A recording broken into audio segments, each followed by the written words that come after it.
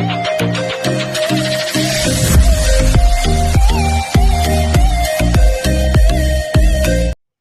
Guys, कल का हमारा जो अधूरा टॉपिक था रे डायग्राम्स, आज हम रे डायग्राम्स बनाएंगे रिफ्लेक्शन ऑफ लाइट चैप्टर में क्लास 9 आईसीएससी फिजिक्स में।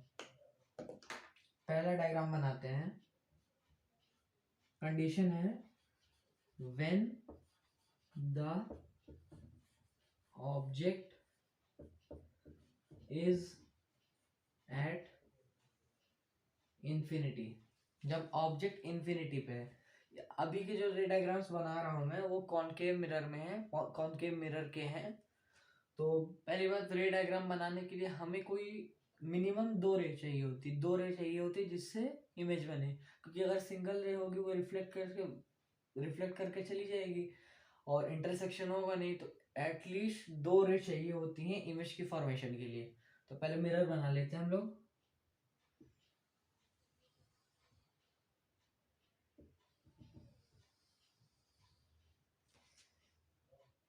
ये हो गया हमारा पोल,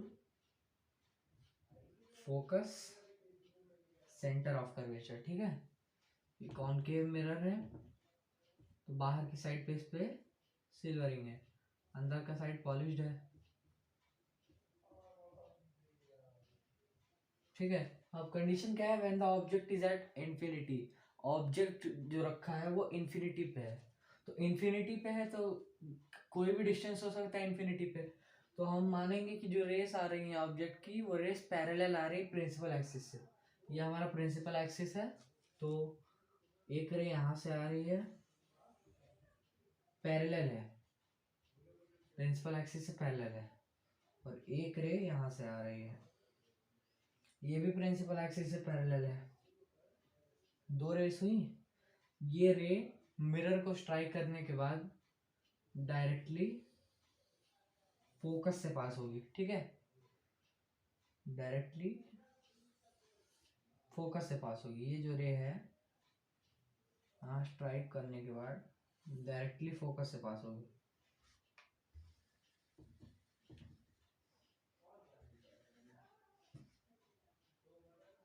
फोकस से पास होगी, तो ये जो पॉइंट बना जहाँ पे दोनों रेस इंटरसेक्ट कर रही हैं वो फोकस हुआ। हमें कैसे पता चला कि ये रे जो है फोकस से पास होगी?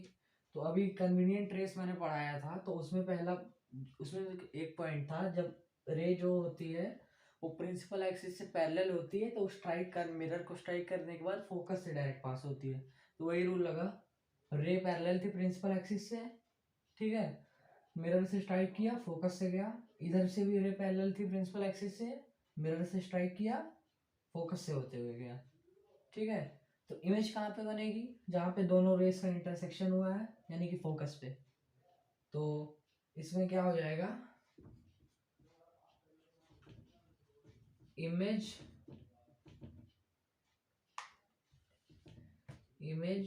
Is at focus.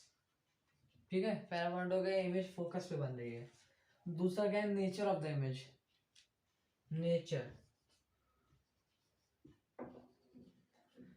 इसमें एक्चुअल इंटरसेक्शन हुआ है रेस का या वर्चुअल? ये एक्चुअल है क्योंकि ये मिरर के सामने बन रहा है, तो ये इसमें एक्चुअल इंटरसेक्शन हुआ है, तो कौन सी इमेज हुई? रियल इमेज है। तो मिरर का नेचर क्या हुआ? रियल और इनवर्ट। Real and invert. और इमेज का साइज कैसे हुआ? ऑब्जेक्ट तो इन्फिनिटी पे था, तो कोई भी साइज हो सकता है।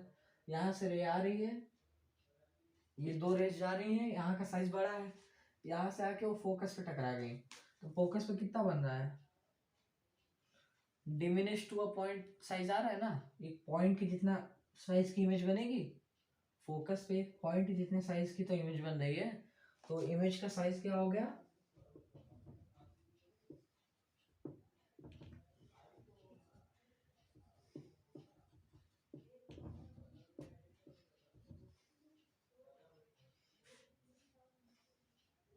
डिमिनिश्ड टू अ पॉइंट भी बोल सकते हैं, क्योंकि एक पॉइंट जितनी इमेज बन रही है, या हाईली डिमिनिश्ड भी बोल सकते हैं। तो ये हमारा कंडीशन हो गया जब ऑब्जेक्ट होता है इंफिनिटी पे। हमने कन्वीनियंट रेस पढ़ा था, तो कन्वीनियंट रे वाले रूल से ये आसानी से बन गया।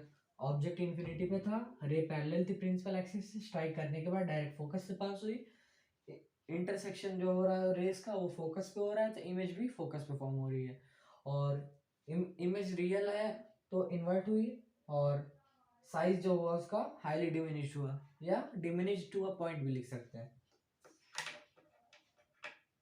अब हमारा दूसरा केस आता है जिसमें जो ऑब्जेक्ट दिया गया है वो सेंटर ऑफ कर्वेचर के पीछे है। तो मिरर बना लेते हैं पहले, principal axis, mirror, concave mirror है, मैंने पहले ही बताया था कॉनकेव मिरर का भी पढ़ रहे हैं। पीछे की साइड सिल्वरिंग है, यहाँ पे ये पोल हो गया, फोकस हो गया, सेंटर ऑफ कर्वेचर थोड़ा और एक्सटेंड कर देते हैं क्योंकि ऑब्जेक्ट सेंटर ऑफ कर्वेचर के पीछे है तो हमें दिखाना पड़ेगा। मान लीजिए ये हमारा है ऑब्जेक्ट ए बी, ये हमारा ऑब्जेक्ट है, ठीक है। एक रे हम मान लेंगे प्रिंसिपल एक्सिस से पैरेलल। अब इसको आपको पता कैसे चलेगा कि कौन सी रे लेनी है?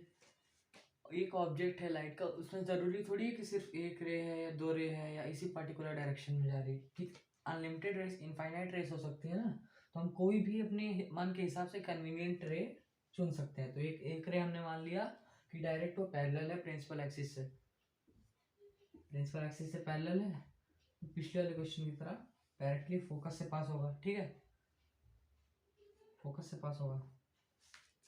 और एक रे हम मान लेंगे कि वो डायरेक्ट सेंटर ऑफ कर्वेचर से जा रहा है। अगर कोई रे सेंटर ऑफ कर्वेचर से जा रहा है तो डायरेक्ट मतलब इधर से जा रहा है सेंटर ऑफ कर्वेचर, जो हमने रूल पढ़े थे उसके हिसाब से अगर कोई रे सेंटर ऑफ कर्वेचर से जा रही है तो जिस पाथ में जाती है उसी पाथ से दोबारा रिफ्लेक्टेड बैक हो जाती है। तो यहाँ पे लड़ेगी, लड़के दोबारा रिफ्लेक्ट हो जाएगी, लड़के ये रे दोबारा रिफ्लेक्ट हो जाएगी सेम डायरेक्शन में। तो इंटरसेक्शन कहाँ पे हुआ? इमेज कहाँ पे बनी? सेंटर ऑफ कर्वेचर और फोकस के बीच में, ठीक है। तो image is between C and F। C मतलब सेंटर ऑफ कर्वेचर, F मतलब फोकस, और नेचर ऑफ द इमेज क्या है? एक्चुअल इंटरसेक्शन हुआ है रेस का तो रियल इमेज है।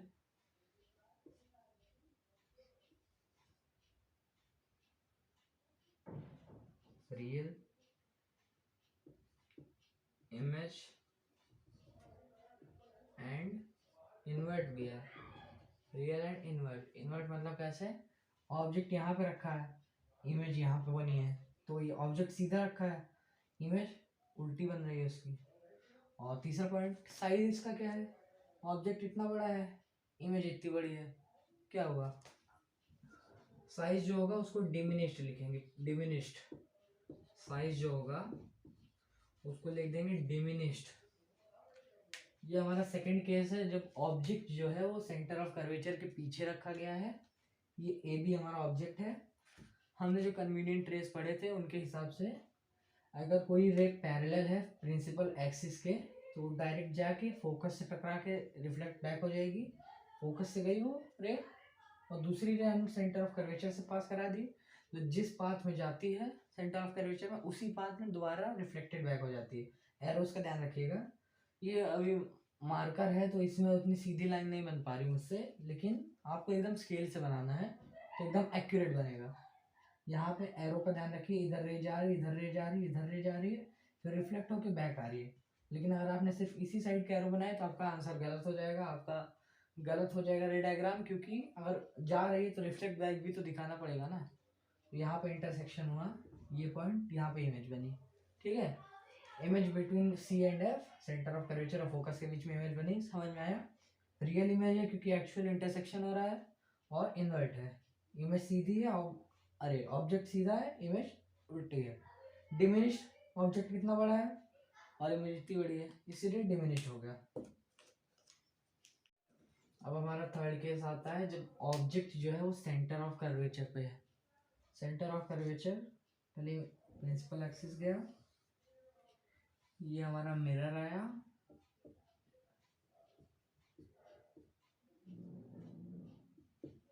ये हो गया हमारा पोल, फोकस, सेंटर ऑफ कर्वेचर, ठीक है। इसमें दिया गया है कि ऑब्जेक्ट जो है हमारा सेंटर ऑफ कर्वेचर यानी कि सी पे है। ये मान लीजिए हमारा ऑब्जेक्ट है, ठीक है। ये हमारा ऑब्जेक्ट है। इसमें भी हम वो कन्वीनियंट रे वाला रूल अप्लाई करेंगे। एक रे मान लेंगे पैरेलल है प्रिंसिपल एक्सिस से, सीधी गई, एरो जरूर बना दीजिए कौन से डायरेक्शन में रे जा रही है। रिफ्लेक्ट होकर डायरेक्ट फोकस से पास हुई, ठीक है। ठीक है, फोकस से पास हुई। और दूसरा क्या कर सकते हैं, इसी का उल्टा जो मैंने बताया था कन्वीनियंट रे में, फोकस से जा रही है, प्रिंसिपल एक्सिस से पैरेलल हो जाएगी, ठीक है। एक रूल अप्लाई किया, प्रिंसिपल एक्सिस से पैरेलल है, डायरेक्ट फोकस से पास हो जाएगी। दूसरा है कि फोकस से पास हो रही है तो प्रिंसिपल एक्सिस से पैरेलल हो जाएगी, ठीक है। इंटरसेक्शन कहाँ हो रहा है आपको दिख रहा होगा इमेज में, उतना एक्यूरेट नहीं लेकिन तब भी इमेज जो बन रही है वो सी पे बन रही है, ऑब्जेक्ट भी सी पे है, इमेज भी सी पे है। ऑब्जेक्ट भी इतना बड़ा, इमेज भी इतनी बड़ी, मतलब इसकी कैरेक्टरिस्टिक्स क्या हुई, इमेज रियल है, रियल होगी ना, एक्चुअल इंटरसेक्शन हो रहा है रे का, रियल इमेज है, इन्वर्ट है, इन्वर्ट है क्योंकि इमेज ऐसी है, इमेज ऐसी है, ऑब्जेक्ट ऐसा है, ठीक है। और साइज कितना हुआ, of same size as the object लिख सकते हैं, of same size as the object, ठीक है। इसमें फिर से एक बार एक्सप्लेन कर देता हूँ। ऑब्जेक्ट जो है वो सेंटर ऑफ कर्वेचर पे यानी कि सी पे है। ये हमारा ऑब्जेक्ट हो गया, ए भी नाम दे दिया ऑब्जेक्ट का, ठीक है। तो ऑब्जेक्ट से एक रे हमने प्रिंसिपल एक्सिस से पैरेलल मानी तो फोकस से जाके पास हुई, दूसरी रे जो फोकस से पास कराई तो प्रिंसिपल एक्सिस से जाके पैरेलल हो गई। अगर ये आपको नहीं समझ में आ रहा है क्यों हो रहा है कैसे हो रहा है, तो मैंने इसके पहले जो वीडियो डाली है फिजिक्स क्लास 9 आईसीएससी के चैप्टर रिफ्लेक्शन ऑफ लाइट की, उसमें मैंने आपको कन्वीनियंट रेस बताई हैं, जाके एक बार उसको देख लीजिए तो आपको अच्छे से समझ में आ जाएगा। तो यहाँ फोकस से पास होकर प्रिंसिपल एक्सिस से पैरेलल हुई और इमेज का जो मतलब जो एक्चुअल रे का इंटरसेक्शन हो रहा है इस पॉइंट पे हो रहा है, ठीक है। और ये पॉइंट जो है सेंटर ऑफ कर्वेचर पे है, तो ऑब्जेक्ट भी सेंटर ऑफ कर्वेचर पे हुआ, इमेज भी सेंटर ऑफ कर्वेचर पे हुई। ऑब्जेक्ट जितने बड़ी साइज का है इमेज भी इतनी बड़ी साइज की है, ठीक है। और इमेज रियल है क्योंकि एक्चुअल इंटरसेक्शन हो रहा है रे का। अब आते हैं फोर्थ केस पे। फोर्थ केस क्या कह रहा है, ऑब्जेक्ट जो है वो सेंटर ऑफ कर्वेचर और फोकस के बीच में है। जो हमारा ऑब्जेक्ट दिया है वो सेंटर ऑफ कर्वेचर और फोकस के बीच में है। तो इमेज मिरर बनाते हैं पहले। ये हमारा प्रिंसिपल एक्सिस, ये हो गया हमारा मिरर,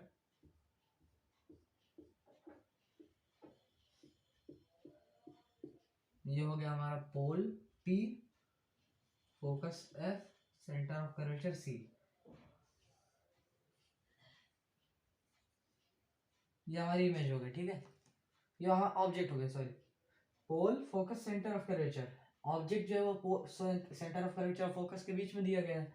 तो इसमें भी जैसे पिछले वाले केस में लगाया था हमने, एक रे निकालेंगे, पैरेलल निकालेंगे प्रिंसिपल एक्सिस से, तो स्ट्राइक होने के बाद कहाँ जाएगी, फोकस से पास होगी, डायरेक्टली फोकस से पास होगी, ठीक है।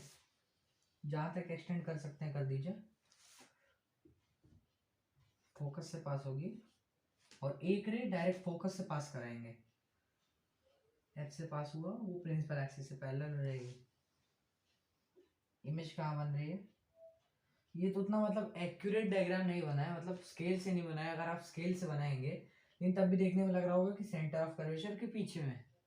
तो अगर ऑब्जेक्ट फोकस और सेंटर ऑफ कर्वेचर के बीच में दिया गया है तो इमेज हमारी बनेगी सेंटर ऑफ कर्वेचर के पीछे।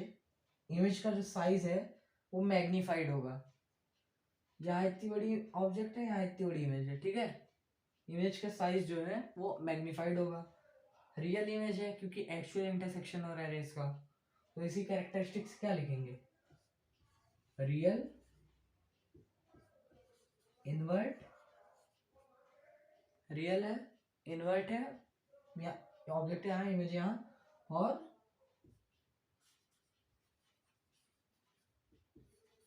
मैग्नीफाइड या एनलार्ज्ड दोनों लिख सकते हैं आप। ये हो गया हमारा फोर्थ केस। अब आता हमारा फिफ्थ केस, जिसमें कह रहा ऑब्जेक्ट जो है फोकस पे है। मिरर ड्रॉ करते हैं। ये हो गया हमारा प्रिंसिपल एक्सिस, ये हो गया हमारा mirror, pole, focus, centre of curvature. ठीक है, कॉनकेव मिरर के केसेस हैं, याद रखिएगा। तो ऑब्जेक्ट हमारा कह रहा है कि ऑब्जेक्ट हमारा फोकस पे है। ठीक है, ये हो गया हमारा ऑब्जेक्ट।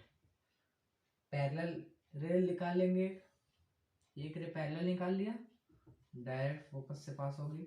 ठीक है, समझ में आया?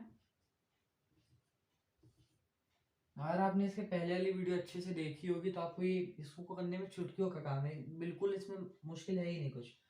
और एक रे हम निकाल लेंगे, ऐसे गई, ये सेंटर ऑफ कर्वेचर को कट कर रही है, ऐसे रे निकालिएगा, ये रे ऐसे निकालिएगा स्केल से नाप के, ये ऐसे गई।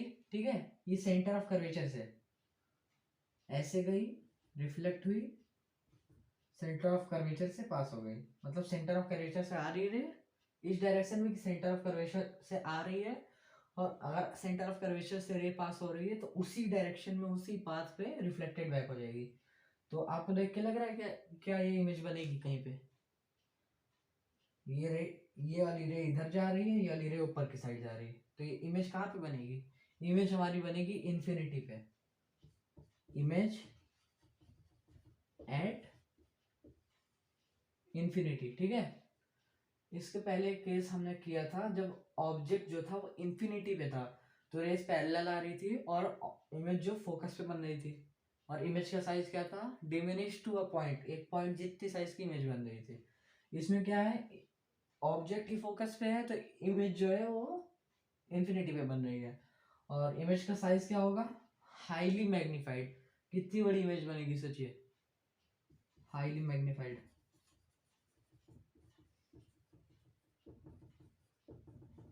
इमेज वर्चुअल तो है नहीं, क्योंकि एक्चुअल इंटरसेक्शन होगा जहां भी होगा रेस का, तो रियल इन्वर्ट।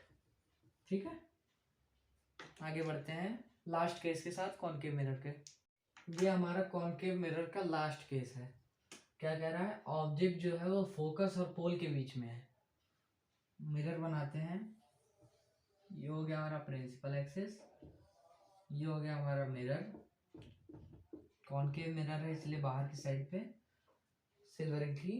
फिर ये हो गया हमारा पोल, ये हो गया हमारा फोकस, ये हो गया हमारा सेंटर ऑफ कर्वेचर। ठीक है, ऑब्जेक्ट जो दिया है वो ऑब्जेक्ट यहाँ पे है, फोकस और पोल के बीच में। ठीक है, ये भी इजी है, लेकिन ये रेयर केस है, ये रेयर केस है कॉनकेव मिरर में। रे ऐसे गई parallel to principal axis, focus से पास हुई। ठीक है, रे जो है वो फोकस से पास हुई, जैसे पिछले वाले पार्ट में किया था, सेंटर ऑफ कर्वेचर से पास हो रही थी। रे जो है वो यहाँ से गई, रिफ्लेक्टेड बैक। ठीक है, ये इमेज पीछे तो बनेगी नहीं, तो इसको जो है एक्सटेंड कर देंगे। ठीक है, इस वाली जो इमेज है इसको एक्सटेंड कर देंगे। और मिरर के पीछे अगर बना रहे इमेज, अगर मिरर के पीछे बन रही है इमेज, तो इमेज जो है डॉटेड होती है। ठीक है, आप कभी भी मतलब सीधी लाइन मत खींचेगा अगर इमेज जो है पीछे बना रहे हैं, क्योंकि इमेज जो है डॉटेड होती है, तो ये ऐसे बनेगा। ठीक है, डॉटेड यहाँ तक गया, फिर ये वाली रे जो है ऐसे आ रही है,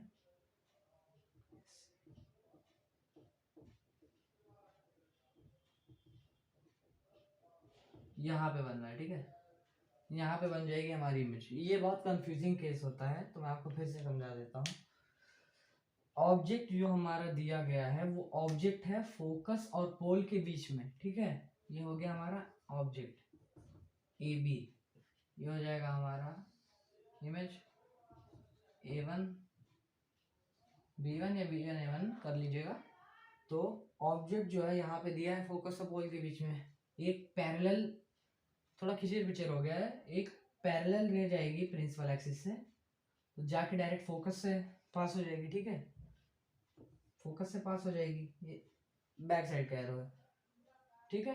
और एक रे सेंटर ऑफ, मान लीजिए जो हमने कन्वीनियंट रे पढ़ा तो उसमें से सेंटर ऑफ कर्वेचर से अगर पास हो रहा है तो डायरेक्ट उसी पाथ में रिफ्लेक्टेड बैक हो जाएगा, मतलब रिफ्लेक्ट हो जाएगा।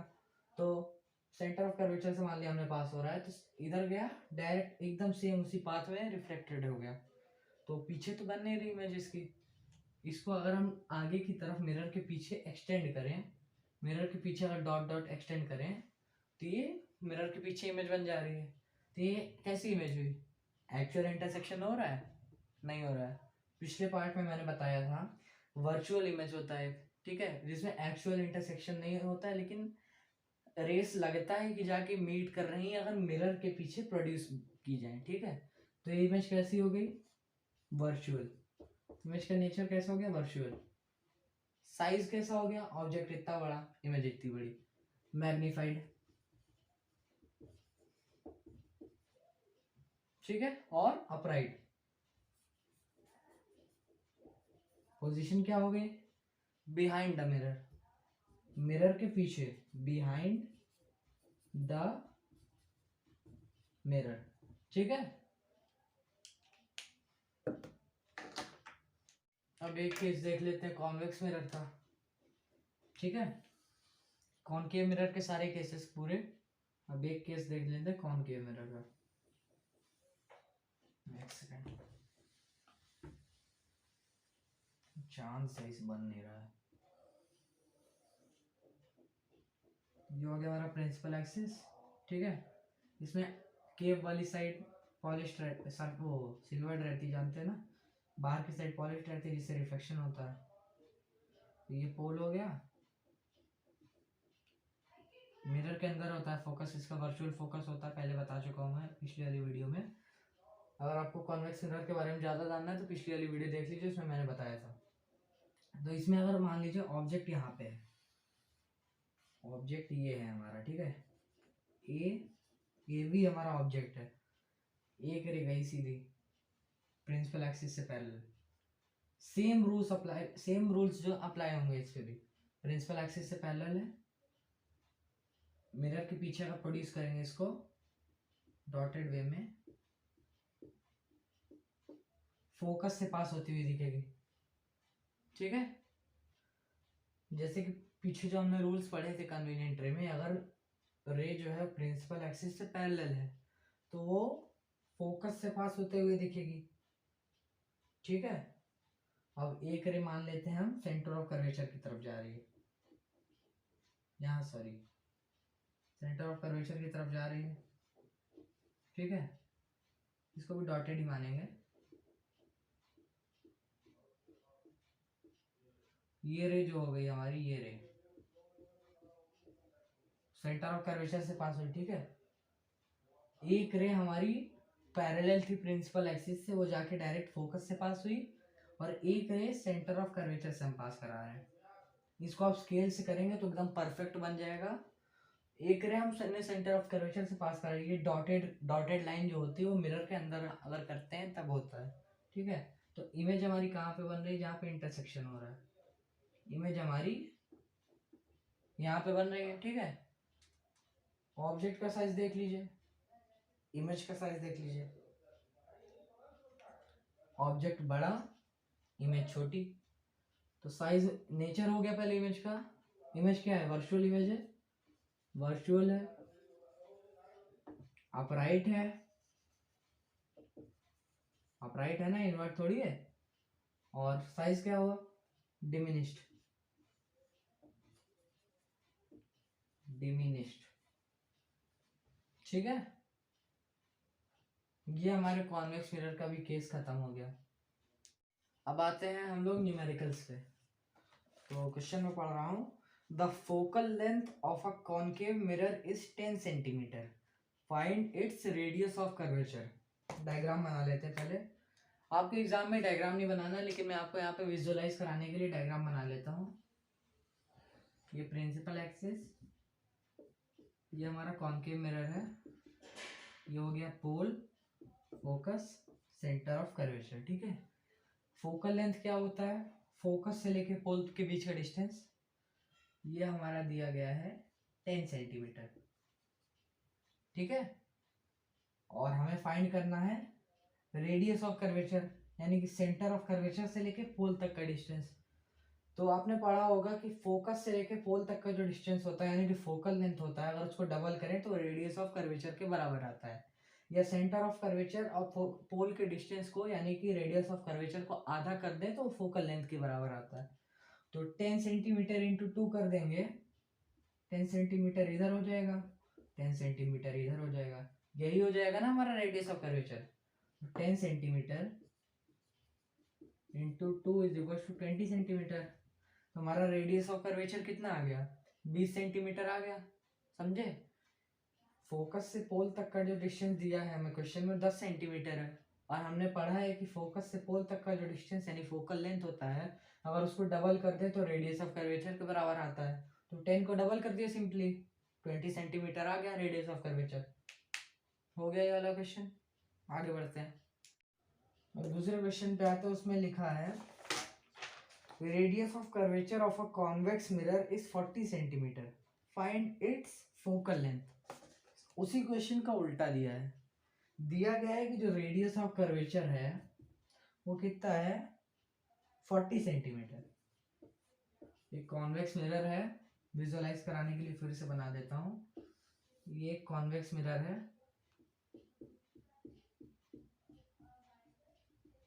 इसका जो फोकल लेंथ दिया है, pole focus centre of curvature, एक सेकेंड,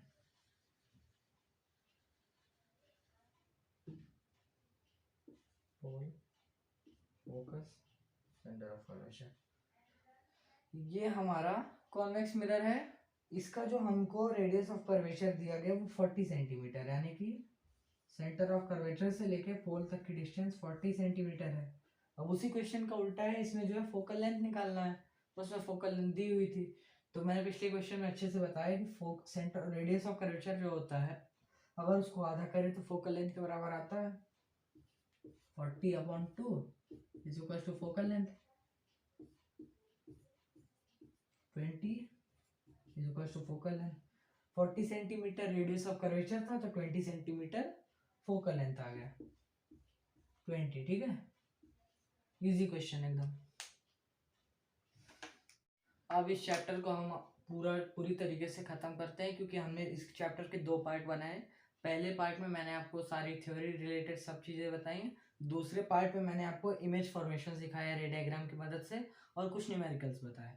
तो अगर आपको ये वीडियो अच्छा लगा हो तो प्लीज़ लाइक करें, शेयर करें, कमेंट करें, नेक्स्ट टॉपिक कौन सा चाहिए, नेक्स्ट वीडियो किस टॉपिक पे चाहिए, और सब्सक्राइब ज़रूर करें, क्योंकि वीडियोस बनाने में बहुत ज़्यादा मेहनत लगती है, बहुत टाइम लगता है। तो प्लीज़ अगर आपको अच्छा लगा हो तो आप लाइक शेयर सब्सक्राइब और कमेंट ज़रूर करें।